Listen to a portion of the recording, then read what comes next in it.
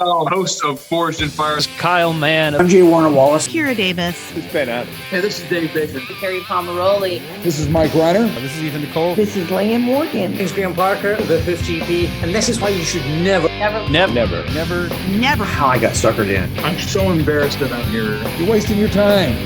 You got better things to do. Never listen. Those darling, yummy Reverend and the Reprobate.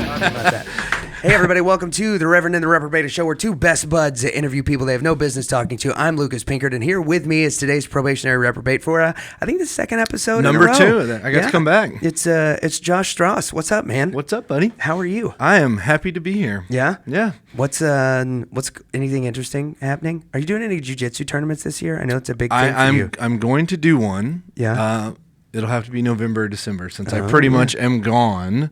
Right. August through October. So. Yeah, working all your FTX stuff and your stuff over there with the mustards. Echelon front. The old Echelon. Working the mustards. Today on the show, we've got Mike and Daniel Blackaby. Now, many of you may be familiar with their granddad, Henry Blackaby, or their dad, Richard Blackaby from Blackaby Ministry International. Both incredibly influential Christian authors. Mike and Daniel are kind of following in those footsteps. Brilliant dudes. They've written a book called Straight to the Heart, which talks about how to interact with Gen Z in a way that makes the gospel meaningful to them. It's an absolutely incredible book. I got a ton of info out of it. We talk a little bit about what their impetus for writing the book was, and then we really get into the meat of what it means to share the gospel with a generation that views things much differently than us. We talk about the importance of building relationships, how to get out of some of the habits where we want to build an easy 1, 2, 3 point strategy where maybe that just isn't the case anymore, and a few ways where we get in our own way whenever we're trying to share the gospel with the next generation. It is absolutely one of the best books that's out there on the subject, and I am so stoked that we got to do this interview with him. Likewise. Yeah, so check it out. Without any further ado, on our sweet, clean airways today, Josh. Our two men whose last name you might recognize. They are grandsons, I believe. I'm getting head nods there. Grandsons of Henry Blackaby. They are the authors of Straight to the Heart, which is a really interesting and new take on how to talk to Gen Z about the gospel. I think this is definitely something, if you've got Sean McDowell and Jim Wallace's books on your shelf, this is one that has to be added to your collection, especially if you're trying to reach anybody in Gen Z, definitely merging into Gen Alpha. It's one of the best reads that I've had. One of the most comprehensive books on how to bring the gospel to the next generation. It is our esteemed pleasure to have on two very handsome gentlemen, Mike and Daniel Blackaby. What's going on, gents? How are y'all? Hey, glad to be here. Yeah, thanks, guys. Yeah. So I want to just jump straight into it. Okay. In the introduction to your book, you guys talk about something that is a pretty common experience, I think, for a lot of people, which is that we who grew up in the late 90s, early 2000s, there was this big push for apologetics because the atheists were on this like truther rampage, and it was all about rationalizing everything, and every one of us was reading Nancy Pearcey, and people rediscovered Francis Schaeffer, and Chuck Colson was like a big player in everything now, and it was all about hard evidence for the gospel. I mean, we had, new evidence that demands a verdict, and that is the route that we went for years and years, and now those of us who grew up with that style of apologetics have found ourselves in a place where we're looking at students who say, I don't give a crap about any of that stuff. Talk to me about my feelings. So I think that's an experience that a lot of us have. You kind of tell a story about that at the beginning of the book. Talk to us about like what that interaction was like with this guy who kind of comes up with that problem, and how that problem began to become the motivation for writing Straight to the Heart. Yeah, so the opening story in the book was an encounter I had. I was speaking actually at the Billy Graham Training Center in Asheville, the Cove, kind of essentially to speak to the question of, hey, how do you reach the next generation? I was kind of the relatively young guy on the program. I was speaking there with my father, who was the not relative, the old guy on the program. And, to answer that question, and I was all ready for my talk, and kind of before, as I was waiting for the session to start, a man came up to me and had like a whole stack. It looked like he just came from a bookstore or something of all the heavy hitters of apologetics. So some of the books like you just mentioned, and came up to me because he knew that I had done some doctoral work in the field of apologetics, and just wanted to know what are the best books, what do you think of these problems, and he kind of not in a bad way. He's a great guy. I got to talk to him later in the conference too, but just sort of unloaded a little bit about just the frustrations he had. And he just about this young generation is all about the emotions and how do you reach them? And there's no standard for truth. And, go into the different ideologies in Hollywood and college campuses, and just, kind of unloading from his heart. And really, as he did that, just sensing just a great frustration for him. This is a good guy, very committed layperson in the church that had a desire to reach the next generation, to communicate the gospel, for discipleship. And yet, the way that he was familiar, the way that he was attempting to do so, there was a disconnect, and it wasn't getting through. And he kept trying to go to the bookstore and get one more resource, or one more argument or something, just to bridge that gap, and just couldn't seem to cross over that. And really, for me, I don't remember much about that conference I went to. I hope some of the people there remember some of my talk more than I remember it. But that conversation just stuck with me. Of that, here's a good Christian man that just feels hopeless, feels frustrated, feels bewildered. And I think, as both me and Mike have, in our own ministry settings, just look at the people that we're interacting with, realizing that's not an isolated feeling. There's a lot of people within the church that are just struggling with that question, and just struggling. The desire isn't lacking, but I think maybe some of the understanding, or the knowledge of how do I actually do so, has just led to a lot of frustration. Yeah, and I think one of the other things too that has come across for us is oftentimes when people talk about the emotionalism in culture, it's done in a real negative way, and it's picturing this as a really bad thing. And there are certainly excesses of it that can be not so good. Right. But our approach in this book was, what's the other side? What if we approach this as an opportunity? What if we approach this as, there's potential here. There's some positive things that have come from this too, as it's not just that people have become emotional and they weren't before, but that emotion has been elevated to a sort of authority that it hasn't really had before, where what you feel on the inside determines what is true on the outside, and you're led through life by your emotions, but that's not really different from how things have been in the past. Like, we're wired that way. Psychologically, we do navigate through life based on our emotions and our passions, and so we wanted to look at, hey, there's a lot of great apologetics books taking more the rational side, and we have bookshelves full of those. We love those. Those were very instrumental in shaping our own views. But as we looked around, there's not much out there that comes from the other side that says, okay, if you want to reach somebody's head and their heart, how do you reach their heart? And so we wanted to, I guess, offer something into that conversation. So when in particular you look at, and I know you guys quote him at the beginning of the book, stuff by like Dr. Carl Trueman, right? Rise and Triumph of the Modern Self, or the more condensed version, Strange New World.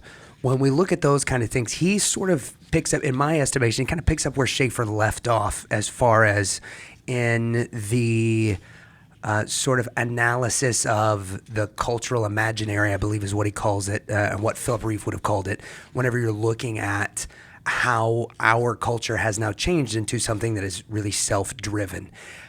It seems for a lot of us like this was an overnight thing, but it sounds like what you're saying is that this has kind of been the undercurrent, especially in the modern and postmodern world.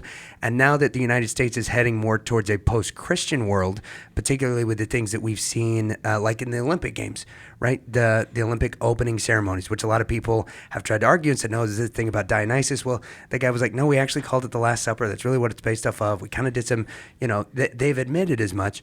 Why is it that all of the people in our generation and the generations before us, right? Why are we, do you think, trying to make this more of a black and white issue where we can come at it from rationalizing it, using the logical laws and those kinds of things, the laws of reason, in order to get to the bottom of it. Why are those attempts still what we're going to when it's obvious that the culture around us is shifting? Well, I think there's, as we all know, I think there's great, just comfort in what's familiar to us. I think what we know, what we're used to, that's the whole craze with nostalgia these days. With everything's about nostalgia and selling millennials, stuff that they enjoyed when they were, teenagers. There's comfort in just being reminded of, hey, things were good when you were young, your memories. And I think as the church too, like you were saying, it feels like it happened overnight.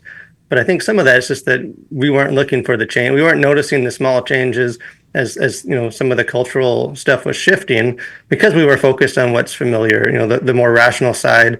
And we were, because that was what was needed. The new atheists there, that was the church needed to respond to those logical, evidential, demands for proof and objective, arguments. So they did, and they did so well and convincingly. But I think we sort of settled into that. There's been, a lot of resources and stuff and training in churches for apologetics, and that just sort of became the default. Like a lot of my experience, especially with people that maybe aren't as deep in apologetics, sort of the connotation of that is, you have a little handbook and you flip through and there's arguments and you kind of memorize those, and then you go, you distribute them to people in the culture, and here's the ontological argument for you and the cosmological for you, and we memorize all these, and we feel safe because we feel like we've sort of cracked the code a bit. There are objections that seem difficult, but because we've spent our time invested in it, we have answers. We can have confidence in how we respond to that. But as soon as those questions begin to shift and they begin to go places that maybe make us more uncomfortable, or when it comes to or aesthetics or narrative, where it's just more subjective and it's harder to quantify, then that becomes scary. I think a lot of Christians just aren't comfortable kind of wading into some of that more ambiguous territory. And I think so. I think that's where a lot of the frustration comes. Is we want the culture to shift back to what we're familiar with, because we have those, ask the questions that we have the answers to, because we're ready for that, rather than, I think, a posture of just, hey, questions that are being answered, and how can I adapt to that and give answers to those questions. It's interesting you mentioned the Olympic opening ceremony, because you see an example of us, what we call a heart culture, in that something happens in the culture, and then immediately everybody has a hot take on it. Everybody is putting their opinion on social media, and they haven't taken more than 5 minutes to sort of think through it, but it's just like immediate sort of shooting straight from the hip, from the heart kind of reaction to things. And it's fascinating to see the different responses to it, because it, in a sense, like the opening ceremony stuff, it's having to do with art, like I think the creators would say, we tried to sort of create something here. It's not particularly creative art, but Right. but they're like, we're creating something here. We're telling a certain kind of story. We're doing this on the basis of trying to appeal to certain people's desires or a sense of community. We're trying to show people who maybe feel on the fringes that they can be in on something, that they can be part of the community. Like, well, all the things that they're talking about are the like heart language stuff that we talk about in the book, like story and art and beauty and community and desire, like all these things. You just see this example right in front of us of like, this is the language that our culture is trying to speak. And what will our response be? Will we respond in the same language? Do we understand that language? Or will we immediately try to sort of, what Daniel was saying, fall into what's familiar? And it's like, well, here's all the reasons why this or that, or will we actually hear what the culture is saying implicitly? What is the heart of the culture saying? Because if we take time to listen to the culture, then we can also then take time to formulate a response to the questions that they're actually asking, rather than the questions maybe we wish that they would ask. We have all these answers that we're ready to give, but maybe some of our answers are for another era, and the questions have changed, and they may not be obvious questions, but if you learn how to sort of recognize the language of the heart in culture, then you can start to recognize those questions, and something that, like the Olympics, just screams loud and clear from the heart, right? And so if you can learn how to engage on that level, we think it's a really effective way to engage with the culture. But if you don't, then you end up sort of speaking past each other, speaking different languages to each other. And anybody who's ever been in that position of trying to speak to someone who doesn't speak the same language, like a lot gets lost in translation. Yeah. Josh, you got anything? A quick aside, what do you think the question they're asking with that? What are they speaking with that? I know that's a broad thing, so maybe just like a hot take on it, I guess. Yeah, hot take. Not having spent a lot of time thinking through that. I would say in some ways, I think some of what they've even said was if it is based on the Last Supper, they're trying to subvert something, right? They're trying to kind of say the out with the old, sort of in with the new. It's Paris, right? So it's super progressive. It's super like, Paris has been that way for a long time, and so in one sense, I think they're trying to say like the Olympics is a place where even the marginalized have a seat at the table, and not a background seat, but actually like an upfront, make it obvious. They had to know that it would cause controversy, and so I think controversy can often be used to spark conversations. They're trying to say something. It was not like they thought through that decision, and so I think in some ways, some of the questions they want people to struggle with is the Olympics for everybody, right? Like, is this a truly inclusive global thing that we're trying to bring everyone a seat to the table with? Or are we sort of stuck in the past? Are we stuck with sort of old time religion stuff? I think there's probably a lot of statements being made, but I think underlying things about like identity and community and inclusiveness and connectedness and sort of global stuff. The Olympics is all about sort of bringing the globe together, and so I think there's probably a lot of underlying interesting things that are being said. But I think our temptation is to zero in on the thing that offends us, right?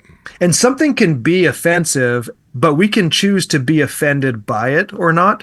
And so it can actually be offensive, but how we react to that is up to us. And I think oftentimes we react from our own heart place of being offended by something, and this must be targeted at me.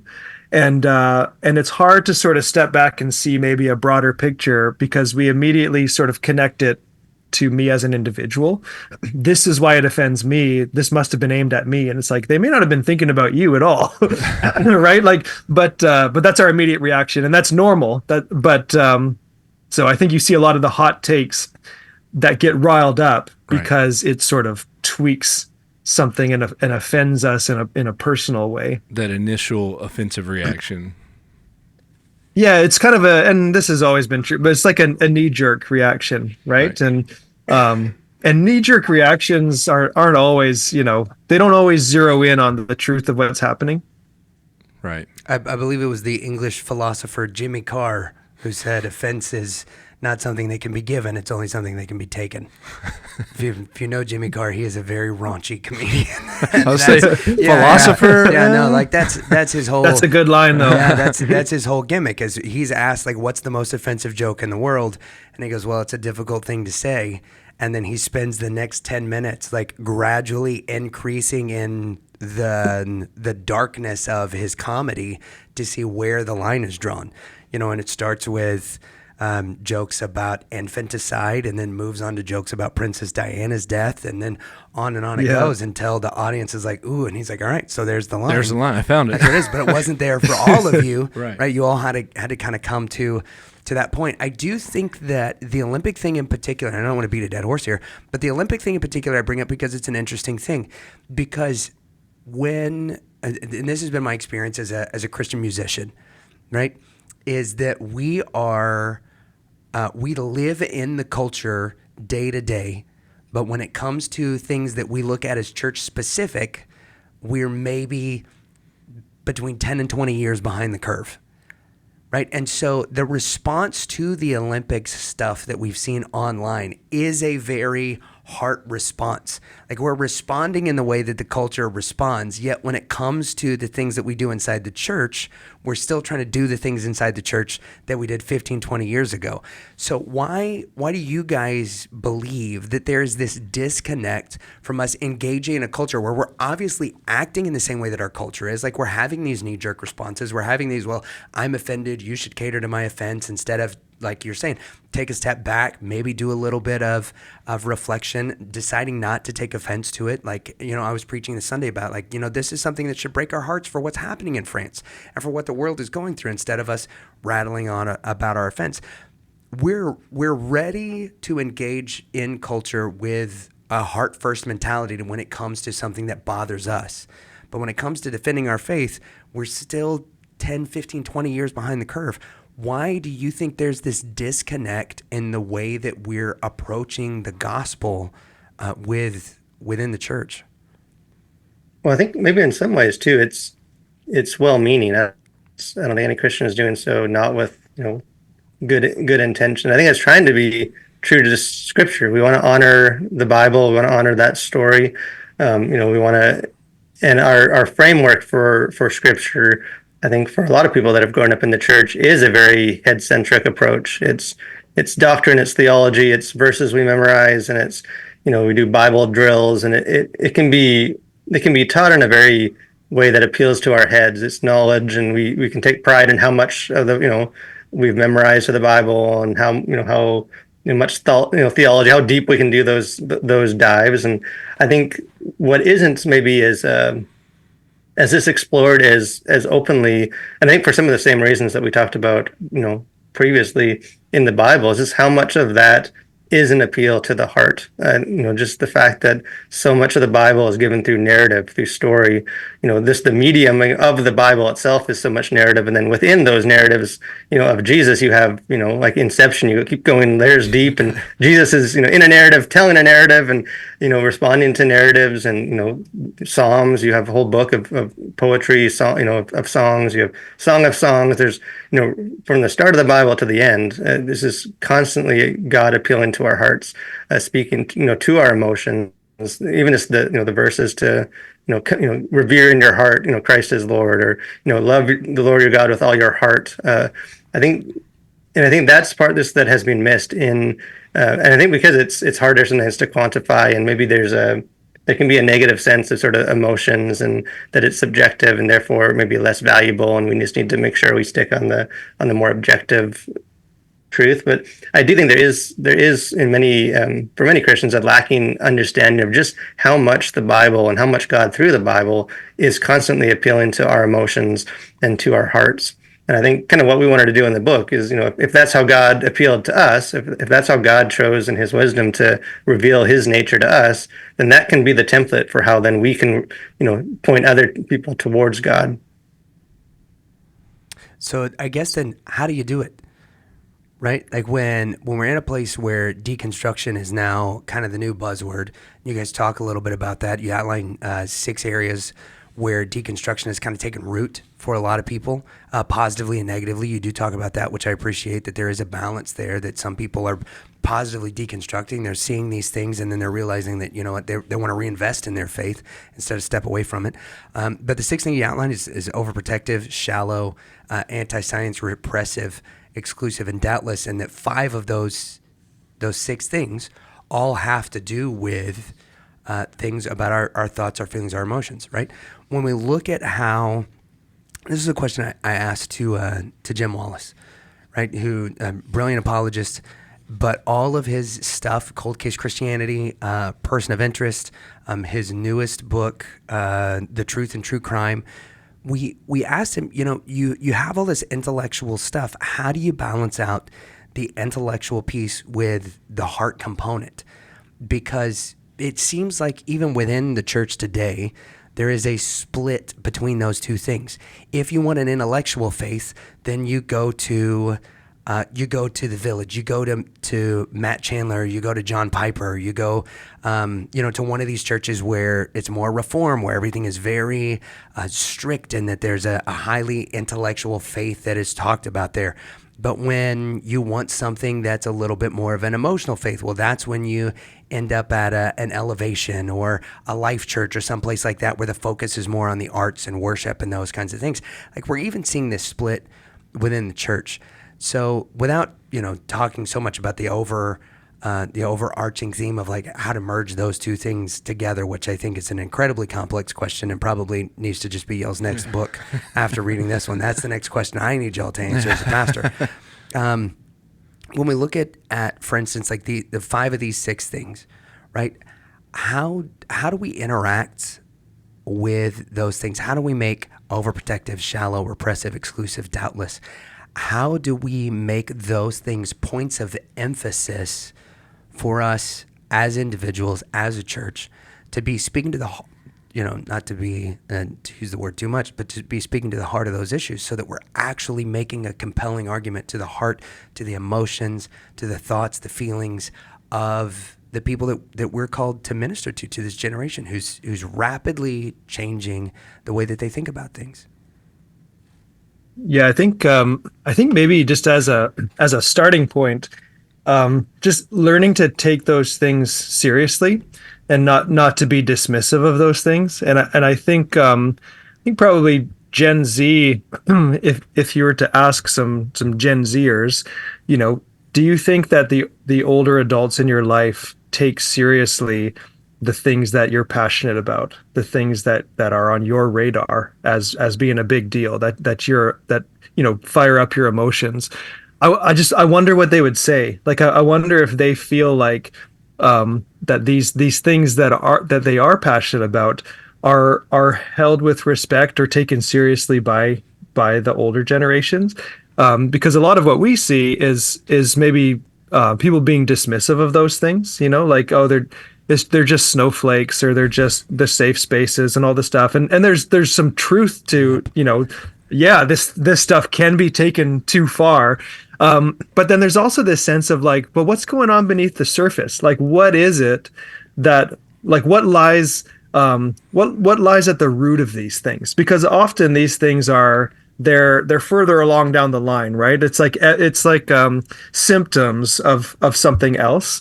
And I think if we're too dismissive right away, then we never really get past the surface. And so that's the hard part, I think, for maybe the older generation. And we would consider ourselves now entering the older generation, right? How old We've are you got guys? kids. I'm 39. Daniel's, I don't know, 37. He's like a kid. Oh, Daniel, you're a I have pup. less gray in my beard than Mike. So My I'm goodness. He also Keep it Shaved. They won't Yeah. see it. correlates with wisdom. Yeah, no But, kidding. Michael, I don't know, we're I don't more know and if more Dan's we're old enough like to be on this identifying with the podcast older right now. generation.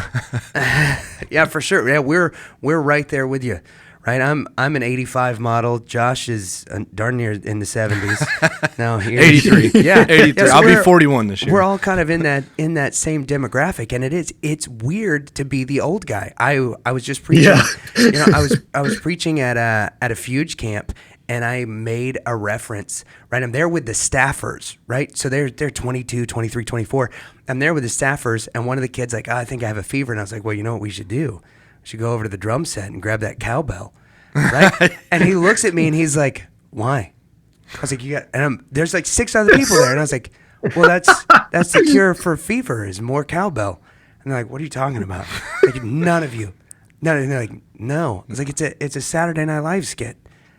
And I was like, they're like looking at me like blank. So I was like, Will Ferrell. And they're like, the old guy from Elf. I was like, shut up. You're done. I'll show myself out. Yeah, Get your phone, pull up YouTube. I got to show you something you right freaking now. Idiots don't know anything about sanctification. Y'all are all, gonna burn. So but it is. When did we become old people?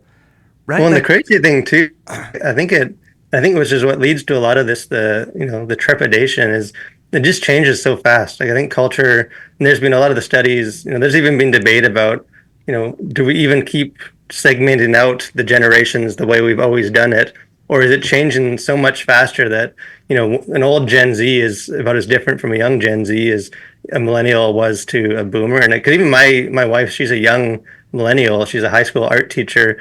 So she teaches, a lot of these Gen Zs, and like she might as well be the oldest boomer on the premises. Like this, the gap between those generations, where it's just there is that disconnect, even from someone that's only 10 years removed from the age or so that she's teaching. And I think technology obviously has a lot to do with that.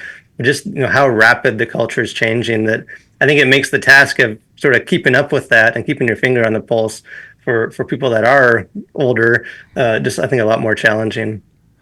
Yeah, a couple of things. There's a book coming out. It's not out yet, but it's I think her name's Jean like Twenge or something. Jonathan Haidt quotes her a lot. She's done a lot of study in the area of technology and its impact, and actually I think the premise of this book coming out is basically like technology plays a huge factor in how we divide up generations. Is it called and almost like generations? now that we're in the age of like the iPhone and all of this stuff, it actually becomes harder to know where the lines are of future generations, because each generation has to have something sort of distinct about what sets them apart from the generation before. And iPhones and everything have connected us so much. Technology changes so rapidly that you're almost, like what Daniel was saying, within a generation there can almost be so much change that it's like you almost have to divide generations up now.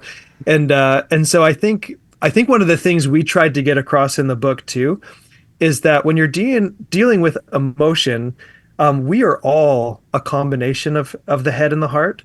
And even though maybe some of the issues change and some of the cultural atmosphere changes and stuff, at heart, like us old guys are driven by our emotions too. And so it's not something that is unique to the younger generation, although they may have elevated it in a sense of giving it more authority over how to determine truth. But the irony is that the older guy at the beginning of the book that Daniel talks about, he's very emotional and passionate about what he's talking about, even as he is being dismissive of the emotion and passion of the younger generation. And we're just emotional and passionate about different things. And so I think when we can kind of step back and take a look at ourselves, be introspective a little bit, and say, you know what, like I'm driven by my emotion too. And were I to grow up in the world as a Gen Z today, would I be that much different than they are? It's given different expression today than maybe it was when we were growing up in like the early 2000s and late 90s. But I think we can start to find a little bit of common ground, because human nature hasn't really changed. We're still driven by trying to find out what our identity is and seeking community, and those sorts of things are still at the basis of what drives us. And so the hard part is trying to understand, okay, so how does a Gen Z or a Gen Alpha or whoever, how are they trying to navigate the world, asking similar questions that we asked when we were their age, but living in a completely different world than we lived in? These digital natives who've never known life without a smartphone. Like, how do you navigate that world? And that often is going to mean, I think, doing a lot of listening, but then also sort of digging beneath the surface. Like, what is it at heart that's driving a young person? Often it's the very same things that drove us. Trying to figure out who they are, what's their place in the world. They're trying to make sense of the story that they're living. What character am I in this greater story? Where do I fit in? Like that sort of stuff. And so I think doing a lot of listening and trying not to be dismissive of the younger generation, which is hard the older you get and the more far removed you feel. But having kids of my own has been very eye-opening to me, because it's like, what world are they growing up in? And I want to stay connected to them. And so that may take some work on my part to find those connection points, but it's worth it. Would you say maybe part of the problem is us, the olds? So maybe some of the stuff that y'all mentioned earlier was like the Bible drills and the stuff we learned growing up. Maybe we failed to actually take it to heart, and it's more of a head thing. So we are emotional creatures that respond emotionally, but all this stuff we learned in the church, this is this. It's very structured. It's very rigid, and we never took it to heart. Do you think that may be part of the disconnect we have going on here? It's kind of what y'all have been saying. You hear often too, especially for, like maybe a father or mother that, has like a prodigal child that, they'll, like how many times we've all probably heard just, but they grew up, they were there every week, and, they were in Sunday school, and I just don't understand why it's, why they've abandoned the things, just even recently, I was in a conversation where someone saying, this isn't how I raised them. This isn't how, what I imagine. And I think there is a sense of, in those same conversations, there's, well, if only we could get them back in church or back to this Bible study. And, again, not that those things that we shouldn't be doing those things, but just sort of but sometimes I just stop and wonder, so they've been in that for years. They've been having the same kind of Bible studies. Is the answer then just if only we had given them one more? They were there on Wednesday and Sunday and some Mondays, but now and then we had a program on Tuesday, and if only we could have, that maybe would have pushed them over the edge. Or I think what you're saying is there also a responsibility for us to step back and say, it's not just more of what we're giving that maybe is the answer, but is how we're communicating that the most effective way, or because it won't matter how much quantity we're giving them of the same thing if that thing isn't sinking in at a deeper heart level, beyond just sort of this thing in their head that they sort of understand, but they've never really felt. They've never experienced what it really means to be filled by the Holy Spirit and follow after Jesus, and the life that they're called to at more of a heart level. So I think you're right. I think there is a sense that I think we need to be aware, not just that we give them lots of it, that we give them lots of biblical knowledge, but also see how are we giving them that, and is it sinking in at a deeper level? Rather than just pushing the structure of the biblical knowledge, build a relationship to where it's more accepted, rather than just here, sit down and take this. Well, and the philosopher James K.A. Smith has been really influential for me. He wrote a great book called You Are What You Love. And he said our education model has so often been, I just need to deposit this knowledge into your head. And if I can deposit enough, and he said that's been our discipleship approach. If I can deposit enough, gospel knowledge, Bible knowledge from my head into your head, then that should be enough. And then we're surprised when it's not enough. And he says it's because we are what we love. We're driven through life, led by our heart. And if you never capture a person's heart, you can fill their head with knowledge.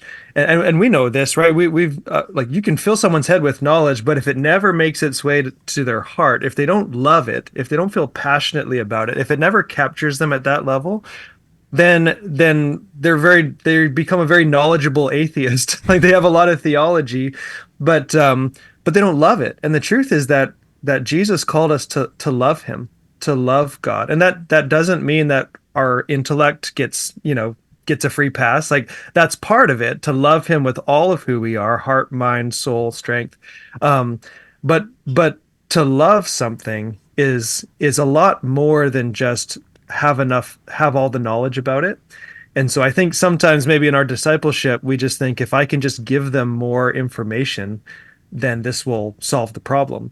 And yet what you find with a lot of the nuns, like the NONESs that are leaving church, like there are the deconstruction issues of like, I can't square this circle sort of thing.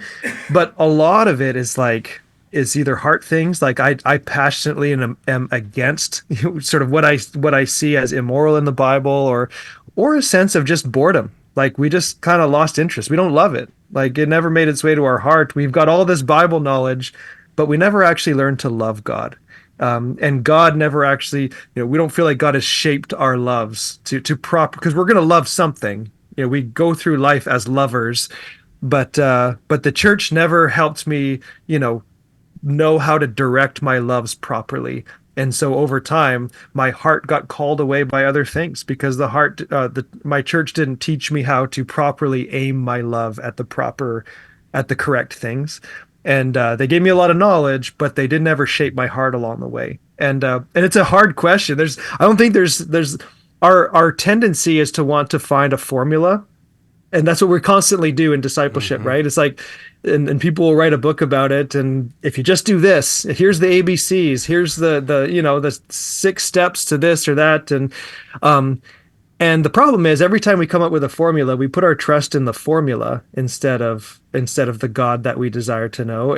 And so we tried not to give like a formulaic version in our book. What we hoped to do is just bring up some good questions and some ideas, but you're not going to find here's the 1, 2, 3 steps on exactly how to do this, because a lot of it is go to God and say, God, lead me to first change my heart, help me to experience you at a heart level, and then show me how to help disciple somebody else to follow you at a heart level too. And that may look different for different people. We give a few examples of some sort of heart language to be aware of, but there's so many more than that. One that we don't get into in the book that I think you guys would appreciate is something like humor, right? Like humor is a very effective way to communicate with people. That can cross all sorts of boundaries, good or bad. Right, but right. it can sort of get around defenses. It can speak to a level at somebody.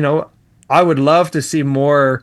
I think some of the most effective apologists can be comedians, people who can use humor to speak the gospel, because that at a heart level, and humor is a social thing. There's all sorts of interesting statistics on this about like you laugh way more often when you're with people. So it's not just that something is funny. Like laughing is actually a social thing.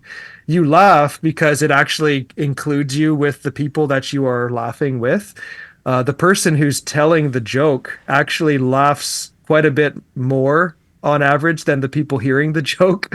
And so it's not just that you hear a new joke and that triggers your laughter. Laughter is a social thing. It connects people together. And man, what a powerful way to speak to the heart through humor. And that's something we don't get into in the book, but I know you guys do a lot of that on your podcast.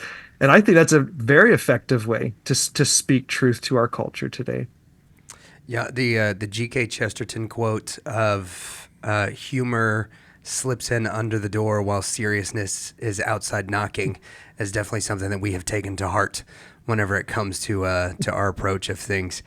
As I've gone through the book, the thing that tends to come up over and over and over again is, not just these heart languages, but it seems like now more than ever that connecting somebody with the gospel is about building relationships. And a lot of the evangelism models that we were taught, the faith model, the door-to-door model, is this: we've got this 60-second gospel presentation. If you've got 60 seconds for me to tell you about Jesus, I'm going to knock on your door and I'm going to do it, and I'm going to ask you if there's any reason why you shouldn't trust Jesus today, and we're going to pray a prayer, and then you're going to come to church on Sunday and be baptized, and like we got another one. That we have built this, that's what's got to be the thing, is that anytime we have a conversation with a person, if it isn't a simple, clear, concise presentation of the gospel where you ask for it, then that's not really evangelism. With this new generation, getting to somebody's thoughts and feelings and those kinds of things, it takes relationship building. For lack of asking you for the steps that you intentionally did not put in the book, right? Right? What things do we need to be doing to show the next generation that we care about them, but also that we are intentional about building relationships? Yeah, well, I mean, how many loners do you see in your church? Like all of them. They don't last, right? You don't see a lot of people who just slip in the back door, sit in the back, take in the content, and then go. There'll maybe be some, but the people who stick around long term are the people who plug into community. There's a relational aspect to the Christian faith and to the church that is not a second order thing. Like it's right at the center of it. The called out ones, like the gathered ones. The church is about a group of people in relationship, and so I really believe if somebody doesn't find community at a church, then their days at the church are numbered. Like they're just not going to stick around.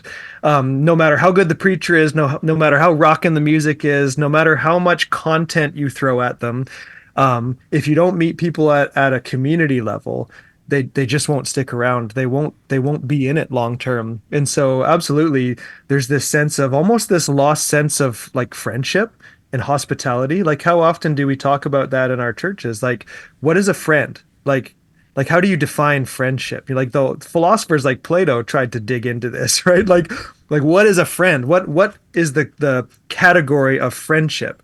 And what does a Christian friend look like? How do we do friendship as a church? Like that sort of thing. Like how do we be good friends to each other? How do we connect to each other? Because most people who come to visit a church are going to come on the arm of somebody else.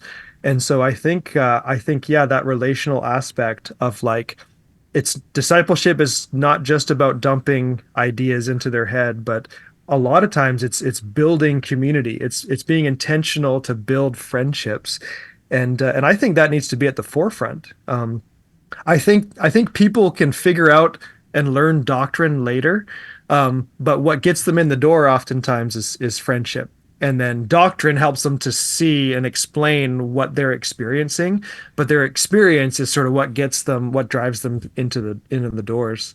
And I think too that there's sort of this misconception that the younger generations today are just very antisocial, and I think because they connect differently than maybe we connected, they have different tools to connect. That we can assume that they just don't want to connect, and they don't meet with their friends like we used to in the at the baseball field on a Saturday and play ball for an hour. So therefore, they must be antisocial, which really just isn't the case. Like if especially my wife being a high school teacher of these Gen Z, in some ways they're more connected than we were. They're constantly, like I used to, boot up my PlayStation 1 and just play all night alone. Where now they're, Gen Z's seeking out, hey, I want to watch someone else play, which is weird to me still. But, and not only that, but I want to talk to other people who are watching someone else play. And I think just that longing to be a part of something, to have some of, that community, I think they want that more than sometimes older generations in the church give them credit for. And I think that there is a hunger for that if we connect in the right way. And I'd maybe say, just to go back to that original question, just one of the ways to do it, I think this is one of the things we try and hammer home. A lot of our book is based on just learn to be good listeners, learn to be good observers, because you often hear older generation, they're not interested in what I have to say, and there's sort of this disconnect. And I think if we're honest, none of us want people to tell us what to do. Like I don't think I don't like people telling me what to do and how to live my life, but you don't find nearly as many people who aren't eager to talk about things that they care about. People like talking about themselves. If you ask good questions, I think you can get almost anyone talking. I think there is that sense of building that trust. Even just the rise of like the influencer sort of generation of, in many ways it reflects a lot of the same sort of boomer commercialism of, there is sort of an artificial quality to a lot of that. But I think it's, the reason it has exploded is because it does give that sense of, this might sort of be selling me products and pushing me different directions and stuff, but I kind of know this person because I tune into their live streams a couple times a week. I've followed them for years, and there is sort of that gradual, over a year's time of just built trust. It's not that the church should just become like influencers, but just some of that patience to just to allow that relationship to grow and not be too quick to jump in and try and get to the deep end of the pool before we've allowed ourselves to sort of build that initial trust.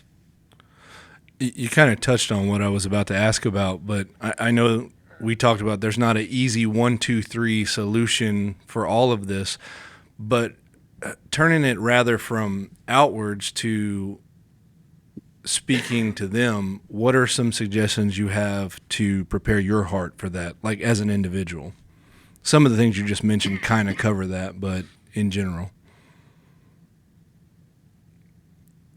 I think in part, like being a little introspective on like what is in your heart. When we started writing this book, I thought it would be interesting because I saw myself as more of coming from the head perspective, and Daniel was the emotional, artistic, sensitive one, and I was like, this is good. We can come from opposite perspectives, and you can sort of present the artsy fartsy kind of stuff, and I can like represent if they were in the same room, he'd swing. And over the course of writing the book, I was like, no, like I'm driven just as much by my heart. Right. And it manifests itself in different ways, but like, we're not so different, you and I, kind of thing happened, this realization. And I had to ask myself, so what is in my heart? What is driving me?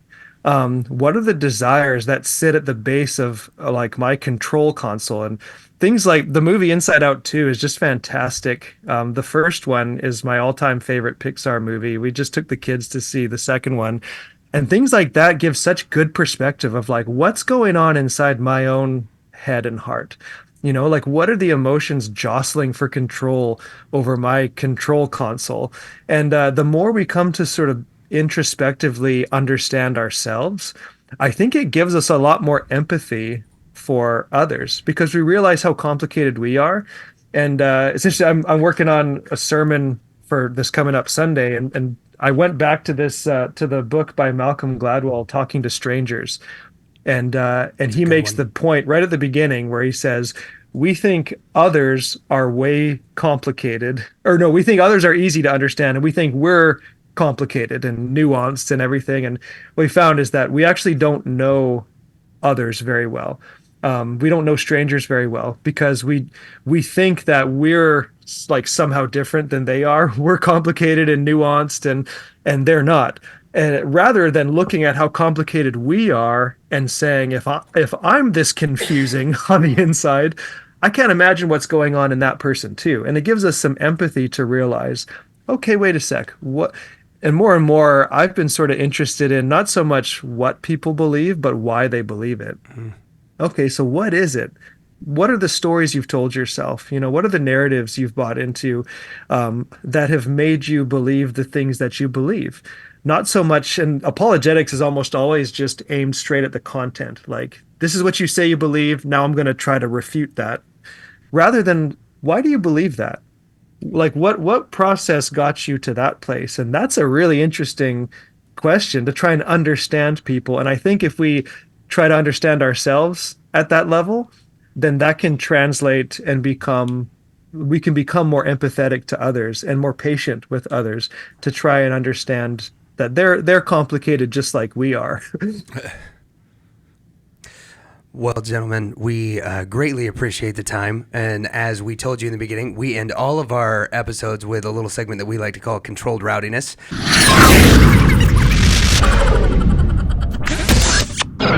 Now, these are just a series of rapid-fire questions, which you could answer with as short or as long an answer as you would like to. Expect nothing from us by way of reply or response as these questions get fired at you. And I'm going to send it over to Big Joshy to get us going. I got a softball one, I think. What game, and we're going to skip all the classic consoles. What games were you playing on PlayStation 1?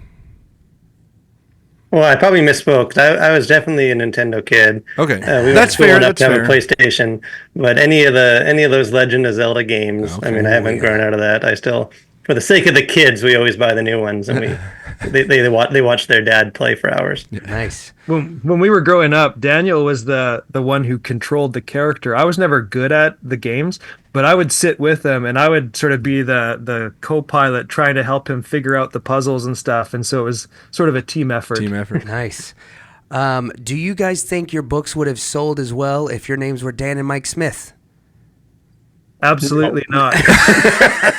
People joke. They're like, yeah, how does it feel being Henry Blackaby's grandsons? And we're like, we're gonna ride those coattails till the last thread. That was actually my next question. Whose coattails are better to ride, Hank's or Richard's? Well, Richard's riding the same coattails we are. Oh, yeah, that's true. So we're all riding on grandpas, but all very grateful for those who've gone ahead of us. Right on. Go ahead. I will just point out, I know he said we weren't going to respond, but I was 40 years old when I was informed of the heritage there. So I came into this just thinking y'all did it on your own. So kudos. He pointed out to me a lot before of opportunities come to us because of the faithfulness of the generations that went before. Yeah, right on, man. Okay, do you guys know Thomas Blackaby? He's our uncle. Okay, he was actually the pastor of the church that I'm the pastor of in the early 2000s. Where are you? What's your church? First Baptist Church, Lake Dallas. In Lake Dallas, Texas, just north of Dallas. Have you cleaned up the mess yet, or are you still working on that? Oh no, yeah, I've cleaned it up. I cleaned anything that's got his name on it is in the can. We got rid of it. No, they. I was looking through the old pastors who had been there, and there's a few guys that had been between him and I, and that was one of the ones that came up, and they were like, "Yep, he was there. He was a pastor of the church at a point where it was struggling, and actually, your father and your grandfather's ministries gave to our church in order to make sure that we could keep the doors open while he was the pastor here and continue to invest in the community." So y'all's legacy is a little bit more than just the heritage of the books and all of that stuff. Like, part of the reason that I've got a gig is because of the stuff that you and your family have done and the way that God's working here in Lake Dallas, Texas, a tiny little popcorn fart of a city just north of Dallas. So it's pretty awesome. That's cool. Yeah. So one of the things, there's a song from growing up that I heard often. I want to know, bonus points if you guys recognize what the lyrics are from. But second, I want to know why you, after reading your book, why you think that this song is wrong. And the song goes, "Hey, what a wonderful kind of day where we can learn to laugh and play and get along with each other. You got to listen to your heart, listen to the beat, listen to the rhythm of the street. It's a simple message, but it comes from the heart. Believe in yourself, and that's the place to start." So one, do you know the song? And second, why is it that your book thinks that song is wrong? I feel like I should know that. I know those lyrics. Yeah, you should know those. Blanking being in our generation, it. you got to know those lyrics. I didn't. I'll just tell him myself. Okay, I'll give it to I you. need the tune with it. Yeah. So if my voice was in better shape, I'd sing it for you. That is the theme song to the kids' smash hit on public television, Arthur. And Yeah. and I just want to know why. I wouldn't have thought of a TV show. I was thinking more like radio. Well, that's it. But we binged some Arthur growing up, though. Yeah. So why do you guys hate Arthur? And hate the fact that it's all about the heart. What is Arthur anyway? What kind of animal is he? I've never I known. think he's like an aardvark or an anteater. That's a $1 million question, right? Yeah. Well, while you guys answer this question, I'm going to Google what is Arthur the animal. Well, I feel like if we knew we were going against Arthur, we probably would have read a different book. It would have definitely veered. This really changes things, huh? Yeah. We would have been Find to step softer. on toes. It's not Arthur's toes. If he has toes, I don't know what he has. Yeah, Arthur is indeed an aardvark. Oh, okay. Yeah. Well, I think. Yeah. I think part of the problem is, like, we are driven by our hearts, but our hearts are easily led astray, and so to just follow your heart is sort of this sense of, like, well, no input from other people, no input from your head. Like, the heart and the head work together to sort of keep each other in check. And Bible says the heart is deceitful, but then it also says to love God with your heart. And so, like, how do we do that, right? Well, we need God to reform our hearts, but you don't dismiss your heart or get rid of your heart. You just learn to aim your loves in the proper direction. And so the Disney theme, right, of just follow your heart, that's sort of our culture today, is just whatever's in your heart by default is good and should be trusted. I think we all sort of know that deep down that is false. But at the same time, it doesn't mean that we completely dismiss the heart. We will love something. It's just, will we love it well or correctly? Yeah. So Arthur's only half wrong then. Yeah. He's half wrong. We'll assume his For intent. an aardvark or whatever, aardvark, I'd say he's got some wisdom. pretty good. Yeah, that's Not true. your average aardvark. That's a fair point. That's a fair point. Daniel, this question is for you. What does Mike have to do to get on the Blackaby Ministries International website? because Oh yeah, I'm looking at the I mean, art we team have stuff. we have pretty low standards. But I mean, And we're even still still- waiting for Mike to jump those hurdles. I keep failing the entrance exam. Oh, is there an age cutoff? Is that what this is? No, there's definitely not, because Rick Fisher's photo is still from the church directory from 1980. Oh. It's definitely. So we still put up even there. non-Blackaby's on there, and we. I know. I was gonna say Yeah, that's he's not. maybe if I was a fisher, I could get on the. Yeah, we put you guys on if you send us pictures, but we're still waiting to get Mike on. Well, that's the funny thing, even just about our book. Like, I think we were maybe in the same country once in the entire time we wrote this book together. Like, wow. Mike's in Canada, and so I don't know if we work better when we're on opposite ends of North America. Apparently, Well, that's a couple smart move. thousand miles of space between us seems to do the trick. Yeah, that's a good social distancing practice. Yes. Right on, man. You got anything else, Josh? No. All right. Good. Well, hey, thank you guys so much. Again, the book is straight to the heart. We really appreciate y'all being on the show, your wealth of information. And let our audience know where it is that they can find you if they want to go, not just check out the book, but if they want to follow you on social media. no, you can find me. I run a ministry out of Blackaby Ministries called The Collision. You can go to our website, thecollision.org. And a lot of it's sort of application of the principles of our book of just engaging with the culture. We review all the big movies and, have articles just, on different trends and things going on. We got a podcast. And if you go to thecollision.org, you can find links to my own social medias. And if you want to, love to have you guys, whoever listeners, find me there and just join the conversation. Sweet. Yeah, I'm not on social media as much these days, but if you want to find sort of what's bouncing around in my head, probably tune into our church live stream. Our church is called Canvas, like a painter's canvas. Canvas Oak Bay. Oak Bay is the part of the city that we're in, so canvasoakbay.ca. Our live streams are sort of anything that's going on in my head and heart usually come out in my sermons at our church. So probably the best place to find what I'm thinking is just our church website. Right. Especially if you don't find them on the Blackaby website. Right. Yeah. He is out there. I can tell you where not to find him. You also cannot find him at MikeBlackaby.com because that now is just in a 404 error loop. I had to go like That deep. used to be my blog spot. Yeah. I paid for the domain name, and then I was like, I write like one blog a year. Yeah, Why- well, why am I paying for this? we took a so I deep think if you go to dive. wordpress.com/Mike Blackaby, you'll find my one blog a year. Yeah, The and you can occasion. find his 2014 blog on Mark Driscoll, which Yeah. DuckDuckGo puts in his top 5 links. Yeah. It's just this big picture of Mark Driscoll. I was like, I'm curious as to what this is about from 2014. And I was like, I'm pretty sure Mike doesn't hold to many of these things as tightly as he may have in Let's try to 2014. distance ourselves a little bit more from just and coming up. Well, hey, once again, we appreciate you guys being on the show. Thanks so much. And we look forward to having you back. Thank you Thanks, so much. guys. Really appreciate it. Fun. Thanks, guys. Mike and Daniel freaking Blackaby. Yeah. They were awesome. They were, dude. They were really, really great. In our off-air piece of the interview, we learned that we not only share the same favorite Star Wars movies, maybe not.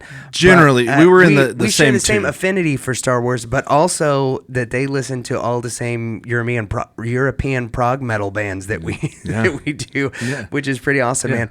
What was your biggest takeaway, you think, from these guys? I had a lot of takeaways. Honestly, there was one part where they were talking where it's so easy to fall into this, and I think of this in like they presenting the gospel or building relationships with people so you can lead them to Christ or whatever. But a lot of times they were saying it in a way where it made me just think of like a sales sheet. Yeah. So like so often the questions people ask us aren't the questions we're equipped to answer because we're just reading off of a sales sheet and these are the things I know and these Like are a the things. script. Yeah.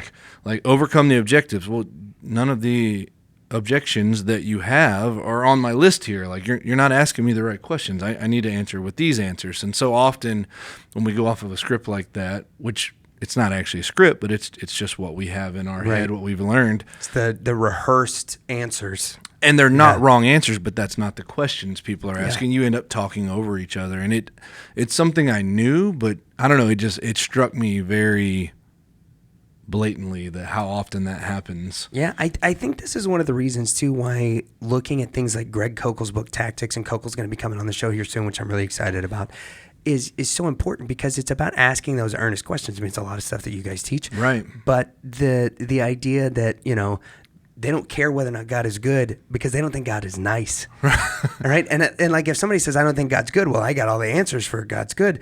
But if somebody tells me, well, I don't like Christianity because God doesn't seem very nice, well, who gives a crap whether or not you think he's very nice, right? Like, is he? There's a lot of people that aren't very nice, but are really good at at their jobs or whatever. Right. So it's about getting to the heart of that, asking that, well, what do you mean by nice? Why do you think God should be nice? Right. Why does God being nice matter to you?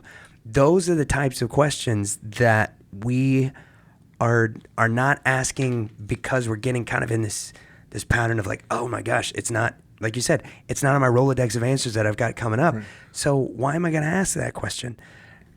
It's about building that next deeper thing, because people want to be seen and they want to be heard and they want to feel, whatever. And it's a really challenging shift, Right, that we're all having to make in the ways that we're doing and presenting evangelism. But for you and I, it's one that we've got to make. I mean, your kids you got a teenager, you got a couple of younger kids. Mine are 3 months and 2 years now. right. Like, if we don't learn how to speak this language, we're never going to be able to disciple our kids properly, man. I can't recommend the book highly enough. Straight to the heart. Make sure that you check out the show notes for all this stuff from Mike and Daniel, where to check out Mike's church, thecollision.org. Yep. And where you can look at places where you can get your hands on a copy of Straight to the Heart, which I think maybe is I'm going to put it probably one of the best reads that I've had of 2024. Yeah. And I'm at like book 45 of 60 now. We're cruising through. We're about to make it all the way. I'm at like 6. Yeah. Well, I think 60 by the end of the year was the goal. Wow. And so I'm on pace. I'm on pace to get there. And this is one of the tops one. Yep. Mike and Daniel Blackaby. Check it out. Thank you guys for listening. Once again, y'all stay hard, keep jamming, and we'll see ya. Hey, my name is Mike Blackaby. And I'm Daniel Blackaby. And you should not listen to the Reverend and Reprobate, because their favorite Star Wars movie, for some reason, is not Return of the Jedi. They just hate Ewoks. Shameful.